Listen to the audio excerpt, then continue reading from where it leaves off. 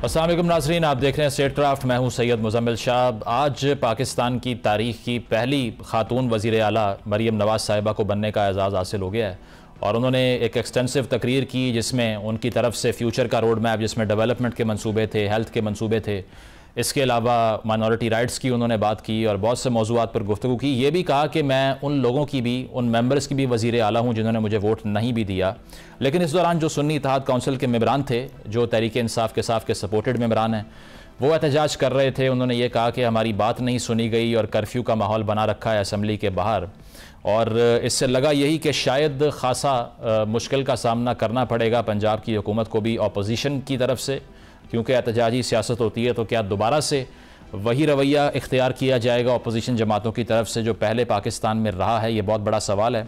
On the side lines of it एक बड़ा crisis ये रहा कि सदर पाकिस्तान की तरफ से कौमी असम्बली का जो इजलास बुलाए जाने की एडवाइस थी वज़ीर आज़म को उन्होंने वापस भेज दी है, और उनका मौक़िफ़ इस हवाले से ये है कि चूँकि स्पेशल सीट्स अभी मुकम्मल नहीं हुई ख़वातीन की अक़लियतों की, इसीलिए फ़िलवक्त कौमी असम्बली का इजलास तब तक नहीं बुला सकता जब तक ये प्रीरेक्विज़िट पूरा नहीं होता। तो आइनी तौर पे उनका मौक़िफ़ कितना ठीक है, कानूनी तौर पे इसमें कितना वज़न है, इस पर हम पहले जान लेते हैं। इरफान कादिर साहब हमें ज्वाइन कर रहे हैं जो कि कानूनी माहिर हैं। इरफान साहब, प्रेसिडेंट साहब ने जो इजलास बुलाने की एडवाइस थी वज़ीर आज़म को वापस भेज दी है, तो अब आइनी तौर पर आपको लगता है कि उनका इक़दाम जस्टिफाइड है? 15 रोज़ हैं उनके पास, वो वेट कर रहे हैं।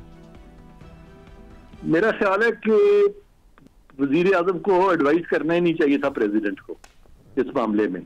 अच्छा, क्योंकि कॉन्स्टिट्यूशन में साफ तौर पे लिखा हुआ है कि प्रेसिडेंट जो है ना, आर्टिकल 48(1) और 48(2) को अगर इंटरप्ले देखें तो कुछ फंक्शंस प्रेसिडेंट के ऐसे हैं जो कि उन्होंने वजीर आजम की एडवाइस पे करने हैं, और कुछ फंक्शंस ऐसे हैं जो कि प्रेसिडेंट का अपना एक इंडिपेंडेंट स्फीयर है।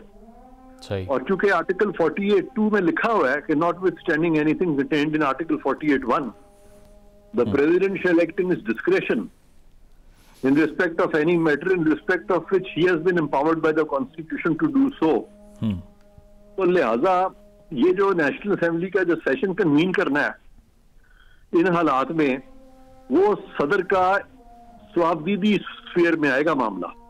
अच्छा, लिहाजा अगर उसमें साफ लिखा हुआ है कि अगर सदर पाकिस्तान जो है वो 21वें दिन, इलेक्शन के 21वें दिन से पहले अगर वो समन नहीं करते उससे पहले सेशन, तो फिर नेशनल असेंबली जो है वो डेफिनेटली इट शैल मीट सही on the 21st day following the day on which a general election to the assembly is held.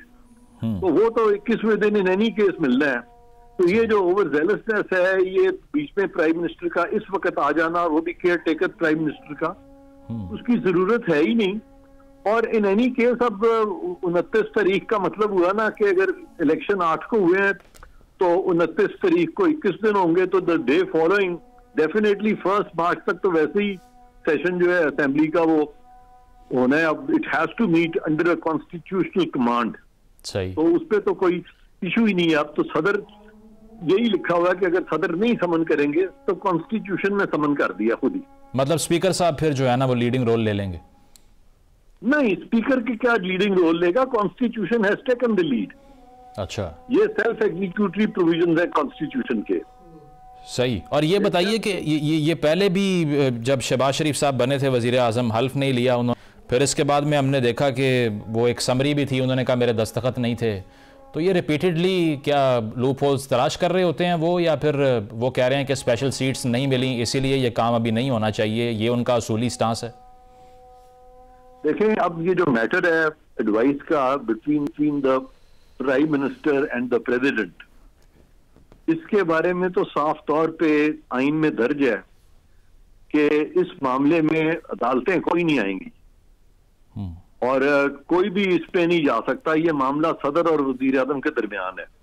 लिहाजा पार्लियामेंट्री डेमोक्रेसीज में अगर इस तरह के मामलों में कोई स्टेलमेट हो जाए तो नॉर्मली इट इज एक्सपेक्टेड कि वो स्टेलमेट होना नहीं चाहिए। लेकिन पाकिस्तान जैसे मुल्क में कई दफा नेसेंट डेमोक्रेसीज जो होती हैं, और हमारी रिलेटिवली नई डेमोक्रेसी है बिकॉज यहाँ पे डेमोक्रेसी चल नहीं सकी। कई दफा तो यहाँ मिलिट्री रूल आया, इंटरवीन किया उसने। तो उस हिसाब से अगर आप देखें तो ये अभी कन्वेंशन जो है ना, अभी तो यही लोगों को समझ नहीं है, अदालतों को, जजेस को इतनी कॉम्प्रिहेंशन नहीं है कि कौन से एरियाज हैं जहां president is to act on the advice of the prime minister और कहां पे लिखा हुआ है कि president will act independently of the advice. ठीक है, तो ये सारे अनएक्सप्लोर्ड एक किस्म के एरियाज हैं, ग्रे एरियाज हैं कॉन्स्टिट्यूशन में। बरतानिया में तो ये होता है कि इस तरह के जो एरियाज हैं वो कन्वेंशन हैं ब्रिटिश कॉन्स्टिट्यूशन की, because they don't have a written constitution. बिल्कुल, मैग्ना कार्टा। ये इरफान साहब ये बताइएगा, आखिरी सवाल आपसे, कि ये जो वो सदर साहब का ये मौक़िफ़ है कि मखसूस नशिस्तों पहले मुकम्मल की जाएं, इसकी क्या बेसिस हैं? अच्छा हाँ, अब इनका ये बड़ा इंटरेस्टिंग है। वो कल भी गालिबन आप एक प्रोग्राम में थे, मुनीफ फारूक साहब की, गालिबन यही सवाल वहां पे भी हो रहा था। तो यहाँ पे जहां तक ताल्लुक है इस चीज का, ये जो आप फरमा रहे हैं कि total membership of the national assembly का होना जरूरी है कि नहीं, ये आपका सवाल है। बिल्कुल ठीक है ना। तो यहाँ पे लिखा हुआ है कि प्राइम मिनिस्टर जो है ना, he is not to be elected by the total membership of the national assembly. अच्छा, he is to be elected by the majority of the total membership of the National Assembly। अब majority of the total membership of the National Assembly का मतलब है कि अगर total strength हमारी national assembly की बनती है 336, सही, तो उससे चूंकि majority of the total membership select होना, दैट मींस 169। बिल्कुल। तो अगर उस दिन सब रिजल्ट नहीं भी आए, कोई रिजल्ट इन लिम्बो भी हैं, तो 169 अगर कोई ले लेता है उस दिन, 169 वोट्स ले लेता है, सही, तो वो पीएम इलेक्ट कर सकते हैं। फिर बाद में ऑब्वियसली 169 से ज्यादा तो किसी के आ ही नहीं सकते, सवाल ही नहीं पैदा होता। इतने तो कोई और नहीं ले सकता ना, बेशक सारे रिजल्ट्स डिक्लेयर हो जाएं, बेशक सारी सीटें पूर हो जाएं। तो इसलिए यहाँ पे लफ्ज इसीलिए लिखा है majority of the total membership. ठीक है, तो मेजोरिटी मींस सिंपल मेजोरिटी अगर उस दिन एस्टैब्लिश हो सकती है प्राइम मिनिस्टर की, तो गवर्नमेंट जो है वो फॉर्म हो जाएगी। ठीक है, बहुत बहुत शुक्रिया। इरफान कादिर साहब हमारे साथ मौजूद थे और उनका कहना यही था कि आपको मेजॉरिटी ऑफ मेंबर चाहिए, फुल हाउस नहीं चाहिए। और दूसरी चीज़ उन्होंने ये कही कि अगर प्रेसिडेंट साहब को एडवाइस ना भी करते वज़ीर आज़म साहब, तो फिर भी कॉन्स्टिट्यूशन अपना रास्ता लेता और ये इजलास जो 21 दिन की हद है उसके नेक्स्ट डे होना ही था। तो इस पर अब सियासी पार्टियों का क्या मौक़िफ़ है, ये इंटरेस्टिंग है, क्योंकि प्रेसिडेंट साहब का ये जो इनिशिएटिव है इसको तनकीद का निशाना बनाया जा रहा है इस एतबार से कि उनकी तरफ से पार्लिमानी प्रोसेस को डिले किया जा रहा है। इस पर मौक़िफ़ लेने के लिए हमारे साथ मौजूद हैं शौकत यूसुफजई साहब, तहरीक इंसाफ से उनका ताल्लुक़ है। इसके अलावा कादिर मंदोखेल साहब ज्वाइन कर रहे हैं, पीपल्स पार्टी के रहनुमा, और बैरिस्टर अकील मलिक साहब हमारे साथ मौजूद हैं, नून लीग से उनका ताल्लुक़ है। कादिर साहब, आपसे आगाज़ करेंगे। सबसे पहले ये बताइएगा कि आरिफ अलवी साहब सदर पाकिस्तान की तरफ से जो कौमी असम्बली का इजलास बुलाने की एडवाइस थी, वो समरी वापस भेज दिया उन्होंने। हालांकि कॉन्स्टिट्यूशन बाइंड करता है कि आपने 21 रोज़ के अंदर अंदर ये इजलास बुलाना है, वो ऐसा नहीं कर रहे। कॉन्स्टिट्यूशनल क्राइसिस आपको लगता है कोई पैदा हो सकता है इससे, या फिर जो इसहाक डार साहब कह रहे हैं कि इजलास उनकी तरफ से इंटीमेशन के बगैर भी बुलाया जा सकता है, वही आर्ग्यूमेंट प्रिवेल करेगा? देखिए, आइन का आर्टिकल 91 सब क्लास 2 के तहत स्पीकर के पास ये इख्तियार है कि इसी सेक्शन के तहत जो ना वो असम्बली, जब जनरल इलेक्शन हो जाता है तो असम्बली का इजलास बुला सकता है। पहली बात तो आइन में ये गुंजाइश है। दूसरी बात, आरिफ अलवी साहब जो आवान सदर के मज़े लूट रहे थे और उनके चेयरमैन जेल की सलाखों में इनके लोग दर पदर के टोकरे खा रहे थे, तो वो आज क्या चाह रहा है कि वो आखिरी जाते जाते जो ना इस तरह कोई काम करना चाहते हैं कि ताकि वो दोबारा PTI में इन हो जाए। तो आपको अलीमा बीबी साहिबा का स्टेटमेंट याद होगा कि खान साहब बड़े मायूस हो गए उनके रवैये से। तो ऐवान सदर के मज़े 5 साल लूट लिए है, वो अभी क्या चाह रहा है कि वो चाह रहे थे कि उनके ऊपर थोड़ा सा इस तरह अफरा तफरी करके और इलेक्शन जो सेशन है उसको रोका जा सकता है। सेशन नहीं रोका जा सकता, आइन बड़ा वाज़ेह है आर्टिकल 91 सब क्लास 2 के तहत। लेकिन वो ये कह रहे हैं कादिर साहब कि 15 रोज़ तक मैं इसको डिफ़र कर सकता हूँ, डिले कर सकता हूँ, ये मेरा भी आइनी इख्तियार है। तो ज़राए से ये खबरें भी मिल रही थी कि ये वजह है कि वो अभी नहीं साइन करना चाह रहे थे। देखिए, वो मैं दोबारा रिपीट करता हूँ, वो इस वजह से 5 साल जो मज़े लूटे इसने ऐवान सदर का, और जो अपने चेयरमैन को बेयार मददगार छोड़ दी, अपनी पार्टी को बेयार मददगार छोड़ दी है, वो आखिरी दिनों में जो है ना वो उंगली कटवा के शहीदों में नाम लिखवाना चाह रहे और कुछ नहीं है। तो वो सिर्फ ये सियासी ड्रामा कर रहे हैं। और जबकि आइन बड़ा वाज़ेह है। मैं फिर रिपीट करता हूँ, आर्टिकल 91 सब क्लास 2 के तहत जो है ना वो स्पीकर के पास इख्तियार है कि जनरल इलेक्शन हो जाए और तो असम्बली जो है ना समन कर सकते हो। और मुझे जहां तक ख्याल है कि 29 तारीख को असम्बली का सेशन होगा और 29 तारीख लास्ट डेट भी है, क्योंकि उससे आगे जो है ना वो आइन भी इजाजत नहीं देता है। सही। शौकत साहब, आपकी तरफ आऊँगा। अब एक तनकीद ये हो रही है कि जाते जाते एक पार्टी स्पॉइलर का रोल क्यों प्ले किया जा रहा है। अगर तो कोई और ऑप्शन होती हुकूमत साजी की तो वो अवेल हो जाती। पीपल्स पार्टी ने आपसे रब्ता किया, कहा जा रहा है खुर्शीद शाह साहब की तरफ से भी, आपने रिस्पॉन्ड नहीं किया। अब आप जो क्लेम कर रहे हैं धांधली के हवाले से, अगर वो सारा नंबर भी मिल जाए तब भी सिंपल मेजॉरिटी लगता नहीं बन जाएगी, तो और ऑप्शन क्या है? सदर साहब का ये जो एक्शन है, इसे कैसे सपोर्ट करेंगे फिर आप? बिस्मिल्लाहिर्रहमानिर्रहीम। दो बातें आपने की, एक तो हुकूमत साजी के हवाले से की और एक सदर मुमलिकत के हवाले से की। देखिए, सदर आइन और कानून की पासदारी करेंगे, जाहिर है उनको ये मैंडेट मिला हुआ है। और वो उससे पहले अगर आपको याद है वो ये कहते रहे कि जी इलेक्शन कराएं, और उन्होंने डेट भी दे दी। बाद में सुप्रीम कोर्ट ने भी कहा ना कि सदर के पास ये इख्तियार था, लेकिन ये लोग तो नहीं मान रहे थे। आज भी सदर अगर कुछ कर रहा है तो आइन के तहत ही कर रहा है, आइन की रोशनी में कर रहा है, इनसे बाला वो नहीं कर सकता। और बदकिस्मती ये कि आज इन सबको आइन याद आ रहा है। जब हम कहते थे कि जी आइन की वायलेशन हो रही तो इन ये कहते थे जी खैर कोई बात नहीं, आगे पीछे हो जाए कोई मसला नहीं। आज बड़ा बस 29 को ही होना है, अगर 29 को ना हुआ तो पता नहीं फिर क्या हो जाएगा मुल्क के साथ। ठीक है कादिर साहब, आपने सुना वो एक तो सिलेक्टिव कॉन्स्टिट्यूशनलिज्म की वो बात कर रहे हैं कि अपने मफाद के लिए आइन याद आता है, और दूसरी चीज़ ये बताइए कि अगर इस सब से इख्तलाफ है तो फिर पीटीआई पहली चॉइस क्यों रही पीपल्स पार्टी की? जब इनकार हुआ तो फिर नून लीग की तरफ गए, तो ये हाफ हार्टेड अलायंस बनाया है आपने, इसका मतलब है? देखिए, पहली बात तो ये कि पीपल्स पार्टी के पास चॉइस क्या थी? पीपल्स पार्टी के पास इसके बगैर कोई चारा नहीं था कि वो नून लीग को सपोर्ट करे।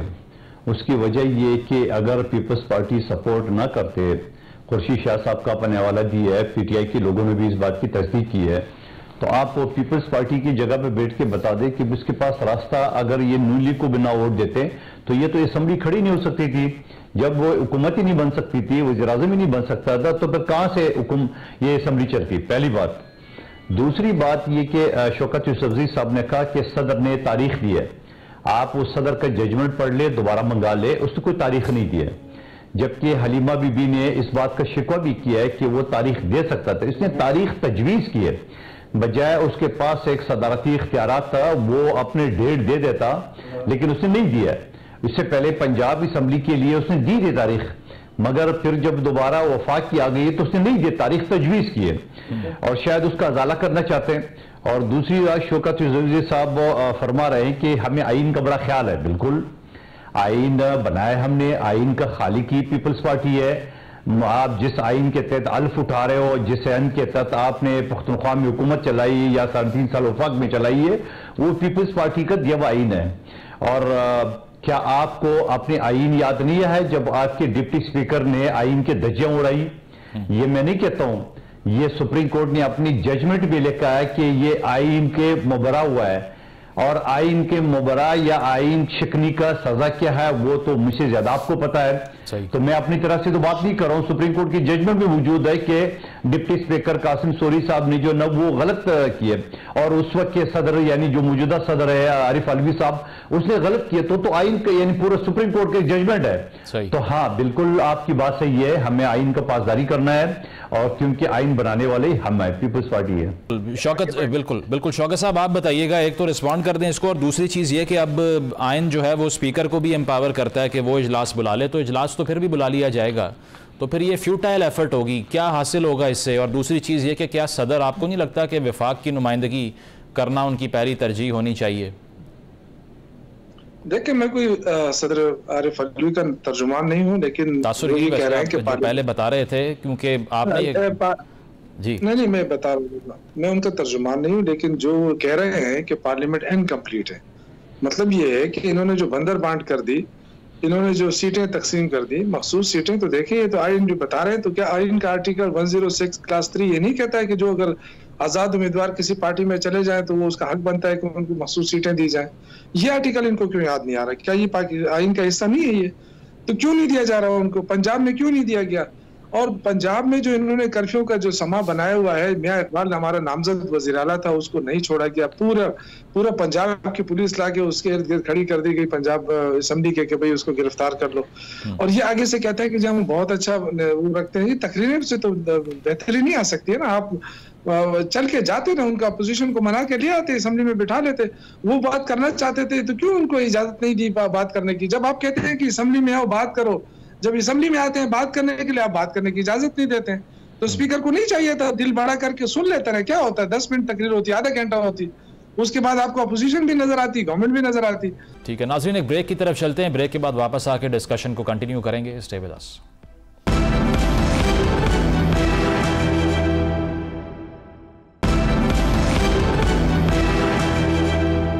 वेलकम बैक नाज़रीन। अकील मलिक साहब और शौकत यूसुफजई साहब, कादिर मंदोखेल साहब हमारे साथ मौजूद हैं। बिलावल साहब ने भी कल गुफ्तगू की है PP 124 और 15 में। वो कह रहे हैं हमारे साथ भी धांधली हुई है। तो पीपल्स पार्टी फिर इस धांधली के लिए कुछ करेगी या फिर दोबारा आरओज़ का इलेक्शन कह के आगे बढ़ जाएगी? देखिए, यकीनन धांधली की बिलावल साहब ने बात की है और बार बार बात की है। और आपको मैं अपने हल्के का बता दूं, NA 242 का इलेक्शन से 2 महीने पहले तमाम लोग ये बताते थे कि ये मुस्तफा कमाल साहब को ये सीट दी गई है। मैं बड़ा हैरान होता था कि कैसे दी गई है, अभी तो इलेक्शन नहीं हुआ है, अभी तो मामला चले।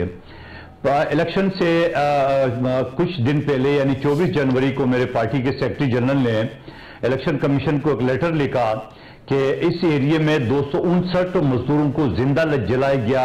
बल्दिया फैक्ट्री के नाम से बड़ा मशहूर वाकया है, सानिया है।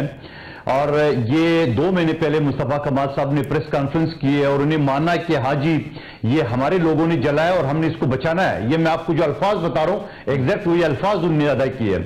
और फिर जब उससे पूछा गया कि अगवा बरातावान बता, बोलो ये तो MQM का सिग्नेचर है। और उसके बावजूद इलेक्शन कमीशन ने न किसी और ने कुछ नहीं किया। फिर 2 तारीख को लेटर लिखा, फिर 3 तारीख को लेटर लिखा कि DRO मिला हुआ है, कुछ नहीं हुआ। इलेक्शन वाले दिन वहां पे बकायदा इस वक्त भी मेरे पास 25 से 30 हजार बैलेट पेपर है MQM के लोगों से जो हमारे जालों ने पकड़े, और वो आज भी सवालिया निशान है। और मैं बार बार सवाल करता हूं कि ये जो 25 से 30 हजार बैलेट पेपर मेरे पास है MQM के निशान के लगे हुए, ये मैं किसके मुंह पे मारूं? मैं पाकिस्तान में वो मुंह ढूंढ रहा हूं जिसके मुंह पे मैं ये मारूं 25 से 30 हजार। और मैंने इलेक्शन कमीशन को के सामने टेबल पे रखा। 15 फरवरी को तमाम मुकला, तमाम सियासी लोग मौजूद थे। तो मुझे इलेक्शन कमीशन के मेंबर ने कहा जमा करो। मैं कहा ना जी, जमा तो मैं नहीं करूंगा। आप इसकी इंक्वायरी कराएंगे। ये बैलेट पेपर इनके लोगों से हमारे जालों ने छीने हैं। अगर ये न छीनते, मुस्तफा कमाल साहब के टोटल 3800 वोट थे, 71,000 कैसे डाले गए? यानी एक सूबाई हल्के में मुस्तफा कमाल साहब का कैंडिडेट सूबाई का लेता है 5400 वोट। और उसी हल्के से PS 112 में मुस्तफा कमाल साहब 40 से 45,000 वोट ले रहे। यानी गोया इलेक्शन कमीशन के प्रिजाइडिंग अफसर ने सूबाई बैलेट पेपर इशू नहीं किया, सिर्फ कौमी इशू किया।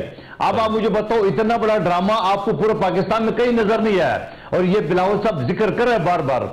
अच्छा, अब आप बता दें 2013 में जो इलेक्शन हुआ था, 2013 में इलेक्शन हुआ था, आपको याद होगा जहां जरदारी साहब ने आरओज़ के इलेक्शन डिक्लेयर किया, ऐलान किया, उसके बावजूद हम असेंबली में बैठे और हमने असेंबली में साथ दिया और असेंबली में हमने अपना किरदार अदा किया। सही। फिर 2018 में जो इलेक्शन हुआ, जहां RTI सिस्टम बिठाया गया और ये PTI के लोगों को बिठाया गया पाकिस्तान भर में, उस वक्त भी हमारी पार्टी ने कहा, बिलावल साहब ने असेंबली के फ्लोर पे कहा कि इमरान खान कदम बढ़ाओ, हम तुम्हारे साथ है। तो जवाब क्या मिला? ये तो चोर है, तो डाकू है। आज भी हम इनको ये कहते हैं, और जो खुर्शीद शाह साहब ने बात की है, आज भी हम ये कहते हैं कि आइए, आपके पास जो मैंडेट है पुख्तनख्वा का, उस पर तो आपको एतराज नहीं है। आपने मौलाना साहब को अपने साथ मिला लिए और मौलाना साहब मिलकर तहरीक चलाई है। अब समझ में ये नहीं आ रहा है कि जो सीटें मौलाना साहब दावा कर रहे थे वो तो PTI को दी गई है, तो मौलाना साहब तहरीक किसके खिलाफ चला रहा है? सही। अच्छा, बलूचिस्तान में जो मौलाना साहब की सीटें थी नहीं, वो भी इसको दी गई है। अब उसके बाद आप कराची में आ जाए या सिंध में आ जाओ, वहां तो उनका कख नहीं था पहले से, पंजाब में उसको कुछ नहीं था, तो ये तहरीक में मिलके चला रहे हैं। माजी में एक दूसरे को जो गाली गलौज कर रहे थे वो भी सबके सामने, मैं अल्फाज वो नहीं रिपीट कर रहा हूं। सवाल ये है, आज भी मैं पीटीआई के दोस्तों से एक कहना जा रहा हूं, खुद मेरे साथ जो हुआ है वो इलेक्शन में सब आपके सामने है। आज भी मैं कहता हूं आइए आप इलेक्शन असेंबली में अपना रोल अदा कर ले। ठीक है, आपके साथ जो हुआ वो हमारे साथ भी हुआ है, आपको जो नवाजा गया वो हमारे साथ वो नहीं किया। 2018 में हमारे साथ ज्यादती हुई, 2013 में हमारे साथ ज्यादती हुई। हाँ, 2008 में इलेक्शन हमने जीता क्योंकि हमारी कायद को, हमारी बीबी शहीद को हमसे जुदा कर दिए, एक जोश का, एक पाकिस्तानी की आवाम को मोहब्बत का वोट था। ठीक है, मैं समझ रहा हूं कि शौकत अज़हरी साहब के साथ मेरे हमदर्दी है, ये भी हरा है मेरी तरफ, ये हराया गया, इसकी इंक्वायरी होनी चाहिए। इंक्वायरी होनी चाहिए, बिल्कुल ठीक है। अकील साहब, अब तमाम पार्टियां ही आपने देखा कि इंतखाबी धांधली पे एहतजाज कर रही हैं। अब मियाँ जावेद लतीफ़ साहब तो आपकी पार्टी के सीनियर रहनुमा हैं, उन्होंने कोट अन कोट ये बात की है कि किस तरह हुकूमत ठोंसी जा रही है हमारे ऊपर, यानी कि जबरी तौर पे बनवाई जा रही है। उन्होंने ये भी कहा कि कोई 8 फरवरी का रुकने असम्बली है, कोई 9 फरवरी का है। ये 9 फरवरी वाले कौन से हैं सर? देखिए मुजम्मिल साहब, ये उनका एक ओपिनियन तो हो सकता है और आइसोलेटेड केसेस तो हो सकते हैं, लेकिन ओवरऑल अगर बात की जाए तो इलेक्शन फ्री एंड फेयर वो कराए हैं इलेक्शन कमीशन ऑफ पाकिस्तान ने आर्टिकल 218 की रूह से, और उसमें कोई ऐसी बात नहीं है, कोई ऐसा अभाव नहीं है। हाँ, आइसोलेटेड केसेस हो सकते हैं और वो लोग ट्राइब्यूनल गए हैं, हमारी भी रिजर्वेशन है, केपी में हम भी कहते हैं। अब मौलाना साहब को देख लें कि कराची में जाके एहतजाज तो करते हैं लेकिन केपी में नहीं करते जहाँ से वो हारे हैं। और दीगर देखें ना, अगर धांधली की बात की जाए तो हमारे इतने स्टॉलवर्ड्स, इतने हमारे मंजे हुए सियासतदान, फैसलाबाद में बात की जाए, गुजरांवाला में बात की जाए, या इवन के लाहौर के कुछ एरियाज की बात की जाए, तो वहाँ पे जाहिर बात है हमारी पार्टी को डेफिनेटली एक बैकफुटिंग पे आई है। लेकिन ये एक ओपिनियन जावेद लतीफ साहब का हो सकता है। और पहली तो बात ये है कि पीटीआई खुद जो है इनसे पीपल्स पार्टी ने बात की और पीपल्स पार्टी वाले उनसे बात, अब ये पीपल्स पार्टी वाले भी कह रहे हैं कि जी हमारी मजबूरी थी, तो हमने तो किसी की मजबूरी का ना तो नाजायज फायदा नहीं। अकील साहब आप अनसेफ नहीं है कि पीपल्स पार्टी कह रही है कि आप पहली चॉइस नहीं थे हमारे, लेकिन मजबूरन करना पड़ रहा है। अब अगर उन्होंने सपोर्ट डाली तो क्या करेंगे? आई थिंक हमने भी ऑफर किया था पीटीआई को, हमने कहा था आजाद है, ये बना लें जिसको मिला के करना चाहते हैं। फिर ऑब्वियसली सियासत है और सियासी मामलात, क्योंकि मुल्क को इस्तेकाम भी देना है और मुल्क के मामलात इस तरह के हैं, इस नहज पे है कि अदम इस्तेकाम का कोई भी किसी किस्म का माहौल जो है अब अफोर्ड नहीं किया जा सकता किसी स्टेज पे। नहीं, तो आपने भी इस जानिब वैसे अकील साहब इशारा किया है कि पार्टी के हैवी वेट्स जो हैं वो बैकफुट पे रहे, तो जावेद साहब भी यही बात कर रहे हैं कि हरवाया गया है कुछ जगहों से हमें। नहीं, मैं ये नहीं कहूँगा। ऑब्वियसली आइसोलेटेड केसेस, जिस तरह मैंने बात की कि आइसोलेटेड केसेस हैं और उन आइसोलेटेड केसेस को देखना चाहिए, और वो इलेक्शन कमीशन का काम है और इलेक्शन ट्राइब्यूनल्स का काम है, जो कि काम वो अपना जारी उसारी रखे हुए हैं। हमारे भी कई जो है हलकों से हम लोगों ने भी पिटिशन की हुई है, इसमें ऐसी कोई बात नहीं है। और ये लेकिन फैसला होना है इलेक्शन एक्ट के तहत, कॉन्स्टिट्यूशन ऑफ पाकिस्तान के तहत, और ये तमाम चीजों को देखा जाएगा और ये रेलेवेंट फोरम्स हैं वहां पे जाके बात होनी चाहिए। ठीक है, शौकत साहब रिस्पॉन्ड कर दीजिए, आप कुछ कहना चाह रहे हैं? मैं ये कहना चाहता हूँ कि कितनी जल्दी थी कि जी इमरान खान की हुकूमत गिराओ और खुद इख्तिदार में आओ, कितनी जल्दी थी। और जल्दी किस बात की थी कि हम मईशत को बेहतर करेंगे, और इनके 1.5 साल और फिर निगरान की भी ये भी उन्हीं की हुकूमत थी। तो ये सारे मिला के अब हालात को देखें, मुल्क के ये हालात है कि अब ये हुकूमत से भाग रहे हैं। ये क्यों सूरत हाल किसने बनाई? ये तो इन्हीं की पैदा करदा सूरत हाल है ना। हम तो इसलिए कह रहे थे कि जी एक मुंतखब हुकूमत को ना गिराएं, और आप अगर आके करेंगे तो आपसे नहीं चलेगा ये सिस्टम। और आपने देख लिया, अल्लाह ने इनको एक्सपोज कर दिया। साहब, वो आपके इत्तेहादी मौलाना साहब कहते हैं कि बाजवा साहब ने कहा था ले आओ करारदाद। ठीक है, मेरी बात सुने, आप इत्तेहादी की बात ना करें, हमने कोई इत्तेहाद नहीं किया है। हम जो उन्होंने कहा धांधली हुई है, एहतजाज कर रहे हैं, तो हमने कहा आपके साथ नहीं बातचीत की है ना। बातचीत से तो हमारा तो कोई इत्तेहाद नहीं है, किसी के साथ नहीं है। हम तो ना कोई इत्तेहाद करके इलेक्शन लड़ रहे हैं, ना कोई इत्तेहाद करके हुकूमत बना रहे हैं। जो वो था वो तो मैंने आपको बता दिया। लेकिन जो वो था MQM के बारे में इन्होंने बताया, तो आखिर जिन पे इल्जाम है फिर जाके उनके साथ मिलके हुकूमत बनाएंगे, तो ये क्या हुकूमत होगी? आप मुझे बताएं, क्या कोई आवाम को डिलीवर कर सकेगी है? क्योंकि एक दूसरे के साथ जब ये बैठेंगे अभी भी एमक्यूएम इन पे इल्जाम लगा रही है, पीपल्स पार्टी एमक्यूएम के ऊपर इल्जाम लगा रही है। हमारे तो छोड़े ना, हम तो वैसे भी वो थे, ज़ेर अताब लोग थे। हमारी सीटें अगर ली गई हैं तो उससे कोई फर्क नहीं पड़ा, हम तो ज़ेर अताब थे। लेकिन शौकत साहब पार्टी वाले जी ठीक है, मुझे शौकत साहब एक बात का जवाब दे दें। ये अब चूंकि अब 3 मार्च को अब इंतखाब भी होने जा रहा है, इंट्रा पार्टी इलेक्शन, जिसको आप क्लेम कर रहे हैं कि आप करवाएंगे, तो उसके बाद जो अरकान शामिल हो चुके हैं सुन्नी इत्तेहाद में, वो कैसे पार्टी में वापस आएंगे? इस्तीफा दे देंगे, क्या करेंगे? नहीं, वो तो रहेंगे, जब तक ये हुकूमत है उसमें रहेंगे। बाकी बहुत सारे लोग हैं, कारकुन हैं, हमारी पूरी बड़ी जुमात है। कोई ये तो नहीं है कि जो लोग असेंबली में बैठे हैं पार्टी भी उन्हीं की है, पार्टी वर्करों की है। और जाहिर है हमारा एक जमहूरी सिस्टम है, जिस तरह दूसरी पार्टियों ने किया था ना, उस तरह हमने भी कराया था इंट्रा पार्टी इलेक्शन। जल्दी में कराया था, लेकिन सेम उसी पैटर्न पे कराया था जो पीएमएलएन करती है, जो एनपी ने किया था। चलो एनपी का तो मिसाल आपके सामने, सेम उसी तरह किया था, लेकिन एनपी को लालटेन निशान दे दिया गया, हमसे तीर छीन लिया गया, हमसे वो हमारा निशान बैट जो था वो छीन लिया गया। लेकिन देखिए, मैं तो आगे नहीं कहूंगा कि कोई वो नहीं है, ये हुकूमत बनाए, दिखाए, चलाए, हमें खुशी होगी, लेकिन हमें पता है कि ये हुकूमत चलने वाली नहीं है। हुकूमत तो बन जाएगी, हुकूमत बन जाएगी, चलने वाली नहीं। आईएमएफ आपको कर्जा दे सकती है, आईएमएफ आके आपके लिए निजाम नहीं दुरुस्त कर सकती। लेकिन आप तो चाह रहे हैं कर्जा भी ना देना, आप तो खत लिख रहे हैं आईएमएफ को। सर हमारा खत, देखो मैं खत के हक में नहीं हूँ, ये मैं आपको सही बता रहा हूँ, लेकिन जो खत की बात हो रही है ना, उस खत में मंदरजात देखनी चाहिए। उसमें ऐसा कुछ नहीं है कि हम कहें कि जी आप कर्जे ना दें, आप ना हमारे कहने न कहने पे उन्होंने कर्जा रोकना, उनके अपने मुफादात होते हैं। चलें, पॉइंट आ गया। लेकिन ये जरूर देखना चाहिए कि जो पैसा लगता है वो अवाम के नाम पे आता है, अवाम पे लगना चाहिए, ये किसी के जेब में ना लगना चाहिए। ठीक है, खत्म हो, लोग इधर उधर भागे। सही, एक ब्रेक शामिल करते हैं, ब्रेक के बाद डिस्कशन कंटिन्यू करेंगे। Stay with us.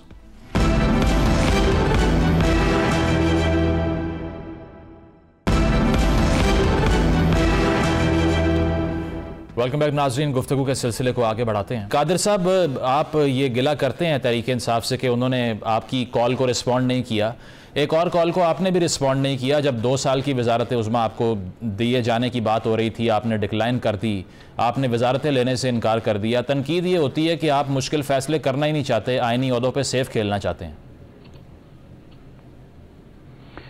देखिए, इस तरह प्लेट में तो हमने नहीं दी है मुस्लिम लीग नून को हुकूमत।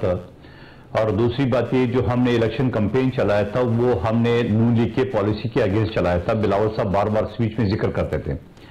अब आप मुझे बता दें कि हमारी मजबूरी तो मैंने आपको जाहिर कर दी है कि हमारे पास कोई चारा नहीं था, चॉइस ही नहीं थी सिवाय नून लीग को सपोर्ट करने का।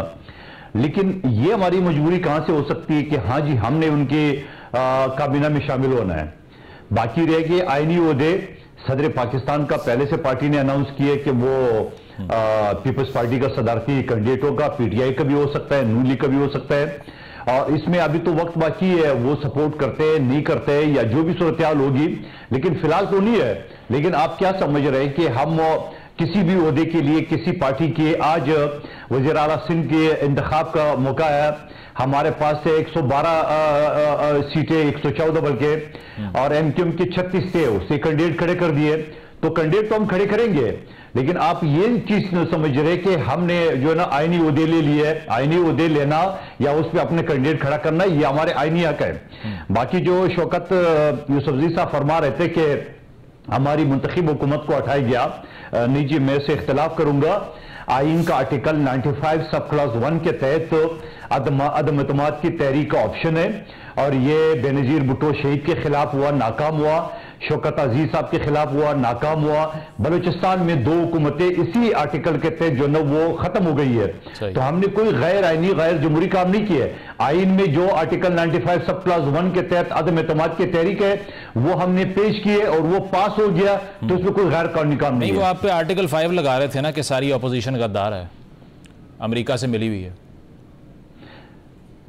नहीं, देखिए वो हम नहीं लगा रहे थे, वो तो हम नहीं लगा रहे थे। उस समय पीटीआई की बात कर रहा हूं। नहीं, जो पीटीआई के ऊपर तो सुप्रीम कोर्ट का जजमेंट आ चुका है। जब असेंबली तोड़ा गया तो सुप्रीम कोर्ट ने डिक्लेयर कर दिया कि गैर आईनी काम डिप्टी स्पीकर ने किया है। ये मैं जबानी तो नहीं कह रहा हूँ, ये सुप्रीम कोर्ट के जजमेंट का हिस्सा है। और बाकी जो खत किए शौकत ज़रज़री साहब ने बड़ी अच्छी खूबसूरत बात की है, और मैं शायद पहला पीटीआई के रहनुमा को सुन रहा हूं जो इस तरह की बातें कर रहे हैं, वरना माजी में जो टेलीफोन टेप पकड़े गए या अभी जो बातें हो रही है, देखिए अगर खुदा न खास्ता पाकिस्तान डिफॉल्ट करता है तो नुकसान पाकिस्तान का होगा या पीपल्स पार्टी या नून लीग का होगा? पाकिस्तान का होगा। और शौकत ज़रज़री साहब और उनकी पार्टी भी इसी पाकिस्तान का हिस्सा है। तो हमें अपनी जंग जो ना अपनी घर के अंदर लड़नी चाहिए, न कि आलमी अदारों को खतूत लिखे, आलमी अदारों को उकसाना, और आलमी अदारों का काम भी नहीं है। ज्यादा से ज्यादा क्या होगा, आलमी अदारे ये हुकूमत नहीं चला रहे, हुकूमत पाकिस्तान के लोग, पाकिस्तान के सियासतदान चलाएंगे, लेकिन आलमी अदारे क्या करेंगे, वो किस रोकेंगे, किस तरह माशी बदली होगी, तो माशी बदली होगी तो फिर शौकत ज़रज़री साहब की पार्टी भी नहीं बचेगी, न कोई पाकिस्तानी बचेगा। शौकत साहब मैं बिल्कुल शौकत साहब आपकी तरफ में आता हूं, चाहिए जो कि खुशहाइन बात है। ठीक है शौकत साहब आपकी तरफ आता हूं, लेकिन अकील साहब आप ये बताइएगा, जो कादिर साहब बात कर रहे हैं कि ऐसा नहीं है कि हमने ये कहा कि काबीना का हिस्सा बनना ही नहीं है, और जिस तरह सदारती उम्मीदवार है हमारे उस तरह और ओहदों पर भी हो सकते हैं, लेकिन नून लीग की सीनियर लीडरशिप, चाहे वो साद रफीक साहब हो, राना सनाउल्लाह साहब हों, आप ये कह रहे थे ना कि हमने ऐसा नहीं कहा कि हम उसका हिस्सा नहीं बनेंगे। नहीं, काबीना का हिस्सा नहीं बनेंगे, मैंने कहा मेरा सवाल ही आपसे है अपने तकरीर में जिन्हें आईनी ओहदों की बात की मैंने, आईनी ओहदों को जरूर आएंगे, काबीना का हिस्सा नहीं बनेंगे। सही। अकील साहब आप क्या फील कर रहे हैं, क्योंकि अगर ये कहा जा रहा है कि बोझ डल जाएगा आपके ऊपर, मुश्किल फैसले करना पड़ेंगे आपको, तो ये आसान अंडरस्टैंडिंग थी या आपने भी हाफ हार्टेडली की है जिस तरह पीपल्स पार्टी ने आपसे हाफ हार्टेड अलायंस किया? देखें शाह साहब, इसमें सबसे पहली तो बात है, मैंने बड़े वाज़ेह मौक़िफ़ दिया था और मैंने कहा था कि ये जिम्मेदारी जो है ये बाकायदा तौर पे और पूरी जिम्मेदारी जो है everybody has to share this responsibility. लेकिन अब ये इनकी अपनी चॉइस है कि ये काबीना का हिस्सा अभी तो फिलवक़्त बज़ाहिर नहीं बन रहे, लेकिन सूनर और लेटर मैं समझता हूँ कि ये काबीना का भी हिस्सा होंगे इंशाल्लाह, और ये पूरी जिम्मेदारी अपनी निभाएंगे भी और ये खबरसानी भी करेंगे, क्योंकि हमने जी मैंने कहा ये बुरी खबर दे रहे हैं उनको, वैसे आप नहीं होगा इसी तरह ही। आप देखिएगा कि जो वैसे तो नहीं कि मीठा मीठा हाप हाप और कड़वा थू, ये अब हमारे अलायंस पार्टनर हैं और हमारी इनसे एक्सपेक्टेशन भी है कि फिलवक़्त तो चले जो मराहिल हैं उनसे हम इकट्ठे गुजरेंगे, लेकिन आगे जो आने वाला मुश्किल वक़्त और मुश्किल दौर है उसमें कम अज़ कम इनको अपना हिस्सा जो है और अपनी जिम्मेदारी जो है वो निभानी पड़ेगी, और इंशाल्लाह मैं समझता हूँ बखूबी निभाएंगे। और अलायंस पार्टनर्स का ये तो नहीं कि हम अच्छी चीज़ें अपने पास रख लें और सारी बुरी चीज़ें जो हैं दूसरे अलायंस पार्टनर को दे दें। मैं समझता हूँ कि ये across the board and across the entire end of the spectrum ये रिस्पॉन्सिबिलिटी शेयर होनी चाहिए। जितनी जमातें अकील साहब, वैसे आप इस जाने इशारा कर रहे हैं कि कोई फेज 2 भी है जिसमें वजीर आजम भी कोई और होगा, वजारतें भी तब्दील हो जाएंगी, है कोई फेज 2 इन प्लेस? नहीं, मैं कतन ये नहीं कह रहा कि वजारतें तब्दील होंगी। हाँ, मैं इस बात का कायल ज़रूर हूँ कि वजारतें परफॉर्मेंस बेस्ड होनी चाहिए।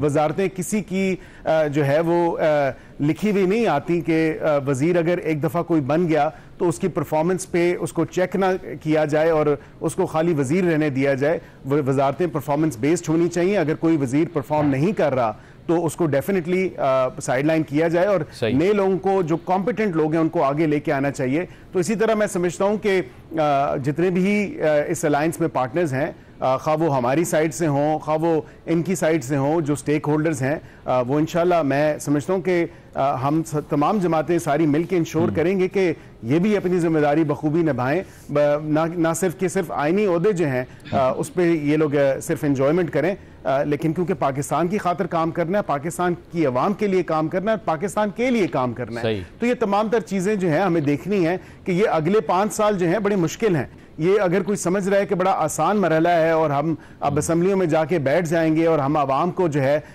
वो उनकी कोई सुनवाई नहीं होगी या हम आंसरेबल नहीं होंगे, तो ये गलत फहमी है। अकील साहब आपसे बिल्कुल गुजरते हैं, आखिरी सवाल फिर जवाबदेह होना है आवाम को। जी अकील साहब, आपसे आखिरी सवाल। अब सिंध की गवर्नरशिप का जो इख्तियार है वो नून लीग के पास है बज़ाहिर, तो अगर आपने वो MQM को दे दी तो फिर कादिर साहब तो एहतजाज करेंगे आपके खिलाफ?